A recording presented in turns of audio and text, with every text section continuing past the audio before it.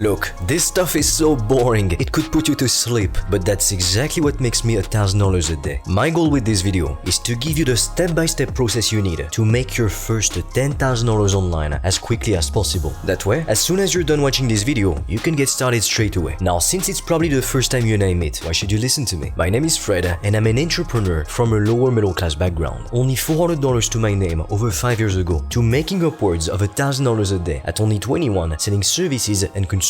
Over the years, what I've noticed is that success could be boiled down into a simple mathematical equation. I know a lot of people will be skeptical. They'll say, oh, you're just saying this for the views. But after experiencing it myself and seeing it work for dozens of people, I can tell you there is a proven framework that can indeed make you successful. So what would you need in order to build a profitable business and make money online? You only need 3 elements: something to sell, somebody to sell it to, and a proven step-by-step process to follow. If you have nothing to sell, I'm sure you can see how you won't make any money. Now, if you have something to sell but no one to sell it to, the outcome will be the same. You won't make money. And finally, you could know what you want to sell, and you could also know who you want to sell it to, but if you don't even know where to start, you don't have a proven step-by-step process to follow, all that's going to happen is that you're going to get lost along the way. And 5 years ago, that was exactly my problem. I'll be honest with you, I've always wanted to be rich. And when I mean rich, I mean I've always wanted to make fuck you money, because from a very young age, I understood people who made a lot of money lived a very comfortable life. And growing up in the lower middle class, I would typically hear my parents complain about the price of food, like bread, like lettuce, or gas every single day. I'm not even exaggerating, they were complaining on a daily basis. The only topics of conversation at home were the price of stuff or my parents' boring jobs. And every time it would break my heart to see my mother spending so many hours of her time, like filling out these online surveys just to get free products at the grocery store in exchange of her opinion. And she'd also scour the internet to try to find coupons and promotion codes. Now, when it comes to my father, he was working as a nurse, and at work, he was treated like a commodity, so he was miserable. He was underpaid, undervalued, and so that, alongside with many other things, made him depressed, alcoholic. He'd often get angry, so as a child and even as a teen, I had a very shitty relationship with him. In fact, we'd often get into heated verbal and physical arguments, while at the same time, I was going to school and I could see what life was like for wealthy kids. They were getting driven around in BMWs and brand new Porsches, they were walking around with expensive clothes, their bag costed more than my entire outfit, and every year they'd get the latest iPhone, while at the time I didn't even have a phone. And every day I had to get up super early to go take the crowded bus to go to school. Every time after the summer vacations, it was the same freaking story. They would tell tales of their vacations to Rome, to Italy, to Greece, to New York City, and it felt inspiring to know that this kind of life was possible. But at the same time, if I'm honest with you, I also felt just very envious, because growing up, we never did any of these things. We never went to another country to explore. So during the whole summer breaks, what we'd do is pretty much stay home, and all we had as a form of entertainment was TV, video games, or things like that. So while we had food, shelter, electricity, clothes to wear, it's not like we were living in a war zone. But at the same time, it just felt so frustrating to be living half of a life, because I knew there was so much more freedom and abundance out there, so why couldn't we deserve the same? And then, my mother got diagnosed with cancer, and I seriously felt as though everything in my life was falling apart. I was scared, genuinely, that she would leave me and my younger sister alone to face the rest of the world, and I know for a fact my father couldn't have handled the loss. And that's when something inside of me just snapped. I was sick and tired of witnessing pain, misery on a daily fucking basis. Because I knew some people didn't live that kind of life. Some people had very comfortable lives. It doesn't mean they don't have problems. But damn, if you had given me the choice, I would have much rather had rich people problems than broke people problems. And so I thought, why couldn't this be us? Why couldn't we deserve the same? And so in that instant, it's like I just realized something. I became aware it was my duty to become successful and to prove to my parents it was possible to break free and to provide for them. Because who else was going to do it for us? Honestly, if you want to discover how I went from struggling financially, only having $400 to my name over 5 years ago, to making upwards of $1,000 a day at 21, selling services and consulting, I've recorded a free video in which I share with you everything I did